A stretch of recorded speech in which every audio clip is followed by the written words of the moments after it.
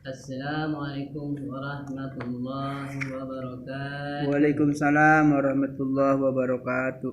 Alhamdulillahi rabbil alamin wa bihi nasta'inu umuri dunin wassalatu wassalamu asrafil anbiya'i wal mursalin wa ala alihi wa sahbihi ajma'in. Pertama paling utama adalah kita panjatkan puji syukur kepada Allah Subhanahu wa taala yang senantiasa memberikan kita kesehatan, nikmat sehat, nikmat iman dan Islam, sehingga kita pagi ini bisa bangun pagi dan bisa melaksanakan sholat subuh berjamaah di masjid tercinta ini, di Masjid Hidayatul Ikhwan berjamaah. Lanjutkan, jadi setelah sholat kita membaca Al-Quran bersama-sama. Alhamdulillah selalu kita laksanakan setiap hari rutin, kita selalu membaca Al-Quran setelah sholat subuh. Lalu kita lanjutkan kajian subuh setiap hari juga kita rutinkan belajar keilmuan kita supaya menambah keilmuan kita. Amin ya Allah ya Rabbal alamin. Semoga yang hadir bapak-bapak selalu kesehatannya. Amin. Pagi ini dimudahkan semua urusannya. Amin. Amin juga. Kalau yang di rumah pun belum hadir, insyaallah dia bisa hadir di masjid kita. Amin. Amin. Salawat dan salam kepada Nabi kita Nabi Muhammad sallallahu alaihi wasallam. Allahumma shalli wa sallim alaihi. Semoga kita mendapat syafaatnya dan Amin. Allahumma amin. Amin ya Allah ya Rabbal alamin. Tema yang akan saya bacakan adalah sedekah yang paling baik.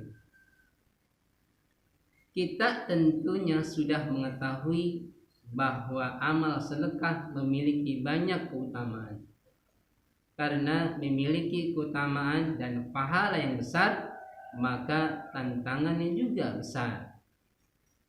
Bagaimana sedekah yang paling baik itu? 1. Hendaknya yang bersedekah dari orang-orang yang berkecukupan dan dimulai dari orang yang menjadi tanggungannya.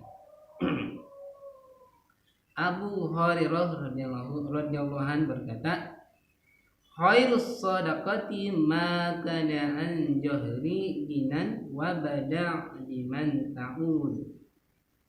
Sedekah yang paling baik adalah dari orang yang berkecukupan, maka mulailah untuk orang-orang yang menjadi tanggunganmu. Sahih Bukhari. Berkecukupan menjadi tanggunganmu. Berarti yang menjadi tanggunganmu adalah 1 adalah keluarga sama keluarga, anak, istri, orang tua. Sanak famili yang menjadi, tetapi yang menjadi tanggungan utama adalah keluarga, istri dan anak, supaya berkecukupan dalam kehidupan sehari-hari. Menunjang pertama pendidikannya, keilmuannya, kesehatannya, semua itu paling utama. Dan pendidikan agama seimbang, pendidikan agama juga pendidikan lainnya. Baik. 2. Dalam keadaan sehat dan kikir, takut menjadi miskin dan berangan menjadi kaya. Ulang lagi. Dalam keadaan sehat dan kikir, takut menjadi miskin dan berangan menjadi kaya. Dalam hadis lain, Abu Hurairah radhiyallahu anhu berkata, "Ja'a rajulun ila Rasulillah sallallahu alaihi wasallam faqala ya Rasulullah ayyus sadaqati a'zamu ajran?" Qala anta saddaqa wa anta sahibun syai'un tahsal faqra wa ta'mulul gina wa la tumhilu hatta idza balagat qultu ma qulta li fulanin kadza wa li fulanin kadza wa qad kana li fulani. Seorang laki-laki datang kepada Nabi sallallahu alaihi wasallam dan berkata, wahai Rasulullah, sedekah apakah yang paling besar pahalanya? Ini dalam bertanya kepada nabi. Pahala apa yang sangat besar pahalanya? Beliau menjawab, kamu bersedekah ketika kamu dalam keadaan sehat dan kikir. Nah, ini ya, benar. Bersedekah ketika kamu dalam keadaan sehat dan kikir. Kikir kan belit Pak ya? Belit, nggak punya Ada duit, mungkin nggak punya ujian duit, nih. nggak mau ngeluarin duit. Nah, sulit untuk mengeluarkan uang. Ada contoh lah, Ngeluarinnya lagi nggak mau. sulit nih misalnya keadaan keuangannya, ada orang minta-minta gitu. Tapi nggak mau ngasih. Ya, Pak belum makan atau Pak membutuhkan untuk apa berobat. Itu tuh apa namanya dalam hatinya godaannya sangat luar biasa. Bertentangan. Ya. Takut menjadi fakir dan berangan-angan jadi orang kaya. Maka janganlah kamu menunda-nunda hingga tiba ketika nyawamu berada di tenggorokan. Nah, ini yang menunda-nunda nih. Ini jangan menunda. Itu memang kalau ada lagi iman tipis, rasa sayang. Waduh sayang sayang diberikan, padahal kita lagi kan sangat luar biasa laksanakan ya.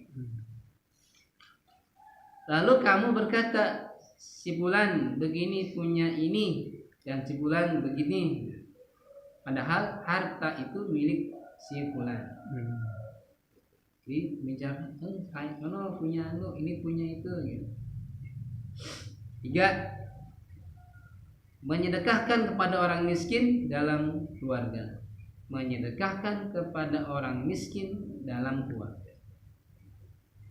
Dalam keluarga ini, di dalam keluarga kita, jadi orang-orang yang saudara-saudara kita yang kekurangan. Ya, kekurangan itu ada saudara kita yang contoh lah. Mungkin kan saudara itu ada adik, ada kakak, ada ponakan, ada paman lah yang kan saudara itu. Jadi terutama yang di lingkungan itu, yang kekurangannya keluarga. Ya, keluarga kita yang masih kekurangan, kita perhatikan yang berlebihan rezeki, terutama itu.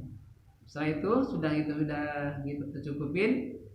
Kan kalau gini, kalau semua orang peduli sama saudara-saudaranya, entah itu saudara jauh atau dekat. Jadi mulai dari keluarga kita dulu nih, dari keluarga dulu nih bersedekahnya. Orang lain pun sama dilakukan itu, gak ada yang miskin gak ada yang kurang.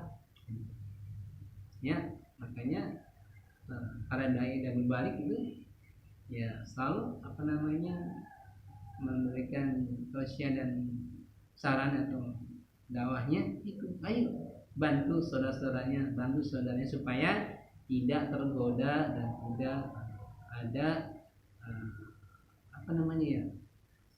balik atau berpaling dalam orang kadang-kadang dalam keadaan kurang banyak godaannya. Iya, namanya godaannya banyak. Mau mencuri, mau merampok, kadang kurang. Jadi pikiran-pikiran yang jelek itu muncul gitu. Makanya karena frustasi. Makanya kita dalam saudara harus peka membantu yang bersyukur. Sama itu 2, saling mendoakan. Doakan saudara kita, ya Allah, mudahkan saudara saya yang jauh di sana, mudahkan rezekinya, kesehatannya, gitu kan. Walaupun mungkin masih kita kurang belum bisa membantu, mendoakan. Doakan saudara kita, ya Allah, adik saya, kakak saya yang di sana yang jauh, saya belum bisa ke sana, belum bisa silaturahmi, saatkan ya Allah. Itu bagian dari sedekah kita. Sedekah mendoakan. Itu luar biasa.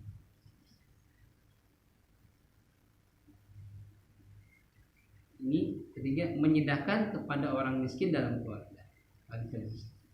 Salman bin Amir radhiyallahu anhu berkata, Rasulullah bersabda di lain, Shadaqatuka 'alal miskini shadaqatun wa hiya 'ala dirrahimi sintani shadaqatun wasilatun. Artinya nih, Pak. Sedekahmu kepada orang miskin sekedar sedekah. Sedekahmu kepada orang miskin sekedar sedekah. Namun jika kamu sedekahkan kepada orang yang mempunyai hubungan rahim, akan mendatangkan 2 pahala. Berarti 2 pahala, yaitu pahala sedekah dan pahala mempererat keakraban. Nah, jadi misalnya, berarti setelah itu ada adik, ada kakak, ya kan? Nah ini selahim nih, ada dua. Iya. Ada 2 pahalanya. Itu pahala sedekah dan pahala mempererat kekerabatan. Pahala kekerabatan. Jadi masih kurang terutama yang setelahim kali. Saudara saya di sana anak masih pendaftaran sekolah, ya. Maksud Pak, kadang-kadang gini Pak, kadang-kadang kita saudara itu malu untuk mengungkapkan. Iya. Nah, mengungkapkan untuk minta bantuan. Gengsi. Padahal nggak punya. Nggak punya. Iya nggak punya. Nah, karena itu memang umat Islam itu kadang-kadang malu itu Pak. Memang harus gitu. Berusaha sendiri untuk gimana mencukupi keluarganya. Mandirilah gitu kan. Tidak mau, kadang-kadang tidak mau membebani orang lain. Padahal tadi dalilkan kita bersedekah satu rahim. 2 keutamaannya adalah pahalanya besar dan pahala kekerabatan. Dan kita yang berkecukupan harus lebih peka nih Pak. Ya, pekanya apa? Lebih pekanya kenapa? Ya harus melihat gitunya. Melihat saudara kita yang masih kurangan, sudah nggak harus dipinta gitu. Nggak harus pinta. Jadi ini mungkin sebulan sekali silaturahmi ke rumahnya, ya kan? Ke rumahnya datang, bawa anak-anak kita, gitu. Jangan kita sendiri yang mau istri. Iya. Kita memberikan pendidikan kepada anak kita bagaimana berhubungan baik dengan keluarga. Kalau kita bawa anak-anak kita bersilaturahmi ke saudara kita atau pemilik lainnya, itu bagian dari pendidikan. Bagian pendidikan untuk anak kita. Nanti kalau dia sudah mandiri, sudah berkeluarga, dia juga akan mencontoh apa yang kita lakukan dalam kehidupan sehari-hari gitu. Bertemu dengan keluarga ini loh anak pamannya si A, si B, kan ketemu tuh. Iya. Mengenal antar keluarga, mengenal antar lain. Makanya kadang-kadang ada sesuatu yang untuk tidak melupakan hubungan baik dengan keluarga itu, ada supaya ngumpul dibuatlah arisan keluarga tuh. Ada Pak, masih ada Pak? Masih ada ya. Nah itu penting sekali itu. Nah terus lagi arisan keluarga itu bukan semata-mata mengumpulkan uang saja, bukan. Paling uangnya itu kan untuk apa? Konsumsi. Gantian di keluarga A, jadi tidak ada konsumsinya tidak memberatkan. Terutama kedua lagi ketemu silaturahmi, mengenal. Ada kejadian Pak, saking dulu tidak terbiasanya silaturahmi Pak. Ini kejadian ini aslinya. Kejadian itu anaknya ini berkenalan dengan wanita gitu. Berkenalan dengan wanita gitu. Ya, sampai mungkin sempat mau pacaran lah gitu ya, mau ketemu ajang berikutnya gitu. Pas ada suatu perkumpulan, undangan apa gitu, ketemu nih si laki-laki ini di acara itu, ketemu dari itu. Dan dia bersama istri wanita bersama orang tuanya, dia bersama orang tuanya. Ketemulah pertama, ternyata apa Pak? Saudara dekat. Karena kematian obor tidak disilaturahmi. Kalau keponakan lah itu anak bapak, yang lelaki anak bapak sebagai adik dengan yang perempuan sebagai kakak. Ya, anak kita ini sama ponakan lah gitu ya. Itu saking jauh Pak. Wah, ini kok itu kan ponakanmu. Nah, yang ketemu ya si anu gitu. Setelah perempuan itulah ini kita saudara, nah, gitu loh Pak. Jadi jangan sampai terjadi kita sudah anak kita ketemu kejadian dia tahu ini saudara-saudaranya. Makanya penting sekali jadi kekerabatan itu saling mengenal dari awal, dari dini, dari anak-anak kita ajarkan silaturahmi. Nanti setelah dia dewasa dan miskin keluarga terbiasa untuk silaturahmi. Dimanapun dia tinggal, dimanapun dia tinggal nanti atau di lingkungan yang baru akan terbiasa Pak. Berhubungan dengan tetangganya, kiri dan kanannya, menyapa, berikan sesuatu yang lain, yang itu terbiasa nanti.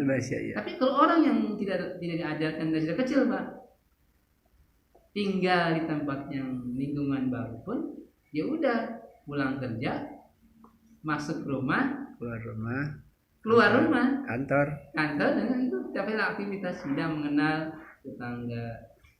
Nah, sampai yang sakit yang itu yang terjadi banyak muslim itu selalu mengedepankan kekerabatan. Ini yang sudah disampaikan Nabi kita, mencontohkan sedekah merupakan kebaikan seluruhnya.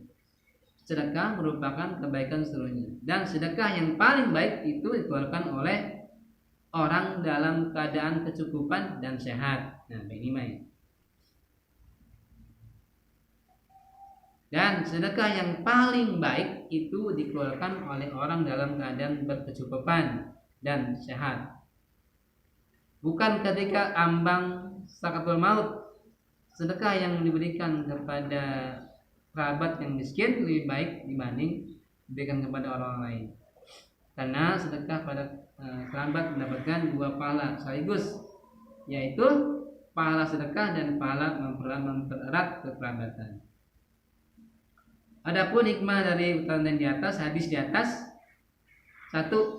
Sedekah kepada kerabat dekat yang membutuhkan lebih baik dibanding sedekah kepada orang lain yang bukan kerabat. 2. Sedekah yang baik adalah sedekah yang dikeluarkan seorang dalam keadaan yang sehat dan mengangankan kehidupan yang panjang serta takut miskin. Coba ya, yang saya sampaikan. Semoga bermanfaat untuk semua yang hadir. Wassalamualaikum warahmatullahi wabarakatuh. Mana nih? Batalin mana? Batalin. Pencet nggak bisa nih, ada ginian nih. Nih tuh timbul ini. Oh, iya. Dulu, jangan dipencet dulu. Yang saya pencet bentar, bapak balik situ lagi. Hapus. Hapus. Iya, bapak situ lagi ntar saya. Jangan jadi